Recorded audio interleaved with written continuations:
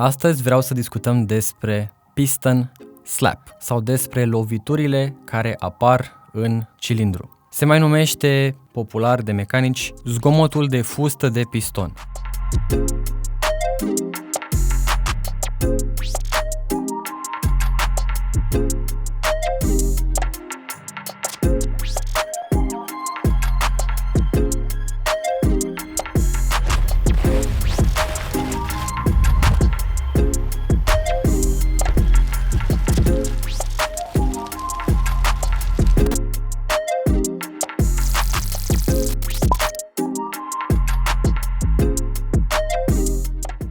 Am aici un piston uzat pe care l-ați văzut în foarte multe clipuri și am achiziționat pentru a prezenta ceea ce vreau să ilustrez un piston nou. Am făcut și câteva cadre mai îndeaproape ca să vă explic.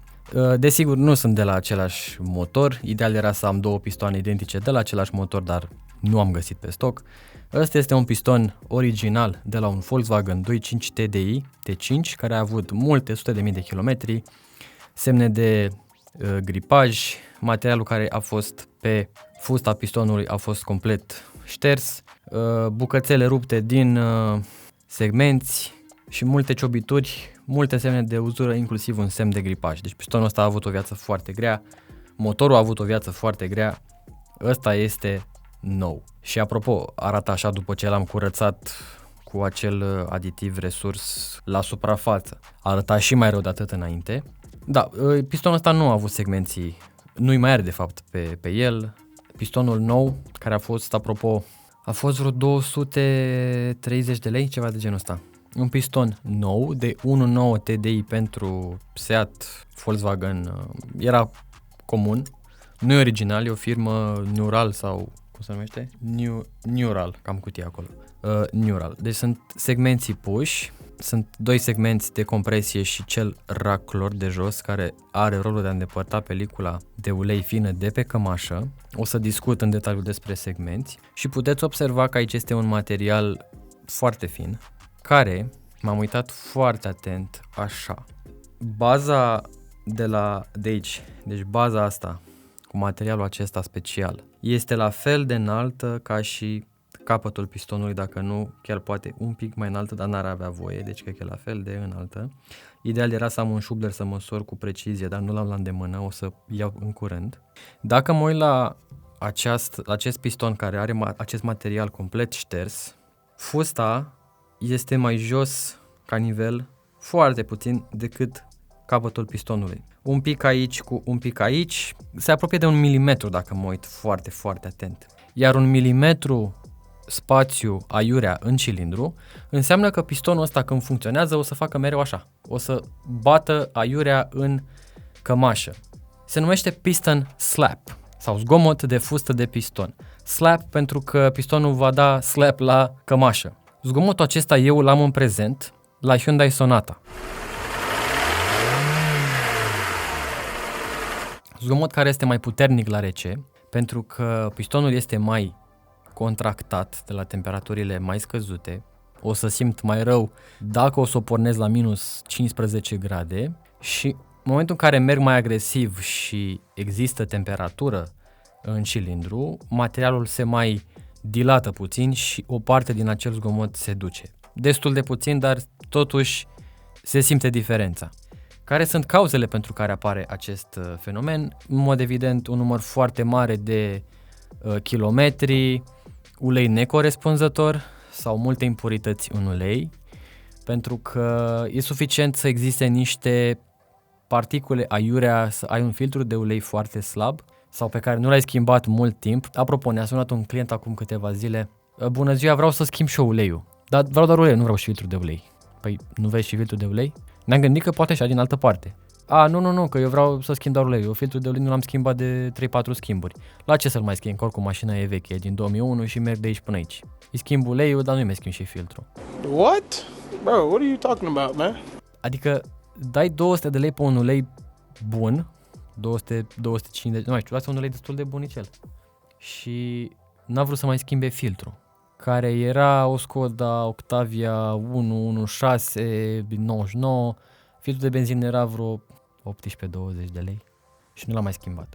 Dai seama că filtrul ăla se umple cu particule fine pe care le reține sau nu le mai poate reține și o parte din acele particule fine de metal circulă prin motor. Acele particule foarte fine, dacă ajung pe cămașă, când motorul este nou, totul este foarte bine gândit, acești segmenți, vedeți că stau așa, dar ei în motor stau fix, nu se vede, stau comprimați, se numește, stau comprimați, se introduc un aparat special, stau fix. Toleranța între piston, între tot pistonul ăsta și cămașă e de 0, mm, 0 puțin, sub 0,3 mm. Și atunci, fiind o toleranță foarte, foarte redusă, mai ales la motoarele moderne, cu cât motorul este mai mic, puternic, are un raport de compresie mai mare, toleranța va fi și mai mică pentru a avea o compresie și mai bună și toate componentele în general sunt fabricate la o toleranță mult mai mică. Sunt mult mai precise componentele, mai pe scurt. La motoare turbo sau care funcționează prin supraalimentare și au o putere foarte mare, toleranțele sunt un pic mai mari. Pentru că motorul, în momentul în care îl alergi destul de bine, nu știu, vorbim de un motor de 600 de cai putere dintr-un motor de 3 litri, de exemplu, va fi o expansiune, o dilatare termică mult mai mare, pentru că temperaturile din motor sunt mult mai mari, presiunile sunt mult mai mari și atunci e nevoie de o toleranță mai mare. Dar la motoarele obișnuite și mai ales la cele noi, toleranțele sunt mai mici. Dacă ai niște particule, niște impurități metalice care ajung în ulei, care ajung pe cămașă, segmenții ăștia o să se tot plimbe de sus în jos toată ziua, adică tot pistonul, și cămașa se va zgâria, asta se va întâmpla, se va zgâria interiorul cilindrului, adică cămașa, și se va uza prematur. Dacă ai un ulei de calitate care are dispersanți, detergenți, spală impuritățile, schimbi uleiul frecvent, pui un filtru de ulei bun, original, un brand aftermarket de calitate, îl schimbi din timp, elimini această probabilitate să se uzeze prematur interiorul cilindrilor. La kilometrii pe care îi are Sonata acum, adică vreo 170.000, e luată din România, au fost kilometri făcuți în mare parte prin București, adică kilometri chinuiți, porniri multe, când motorul este rece și îl pornești, uzura este mai mare pentru că nu ai cea mai bună ungere, deci sunt kilometri chinuiți. Dacă aș fi luat o Sonata cu 300.000 de kilometri făcuți în Germania pe autostradă și cu schimburile făcute la timp, probabil că era o uzură mai redusă. Lucru pe care l-am spus și în alte clipuri. Deci, deși mașina mea nu are atât de mulți kilometri, motorul este obosit. Și de aceea, în momentul în care o să deschidem garajul, până nu-mi bag nasul în motor în Sonata, nu am liniște.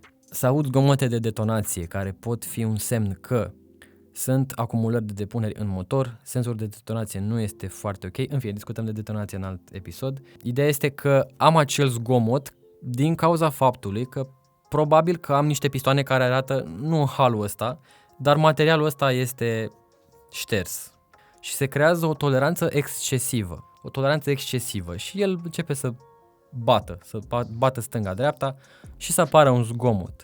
În timp, dacă acest lucru este ignorat, se va agrava.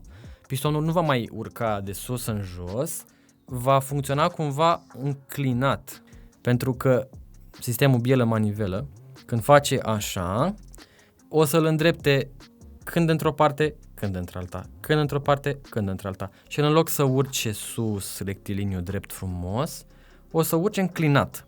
Și când va urca înclinat, va uza și mai tare cămașa și se va accentua și mai tare uzura.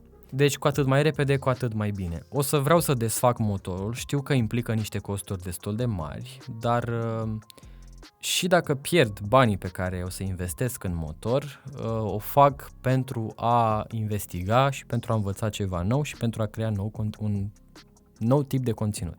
Atât pentru mine cât și pentru voi. Va fi o experiență plăcută.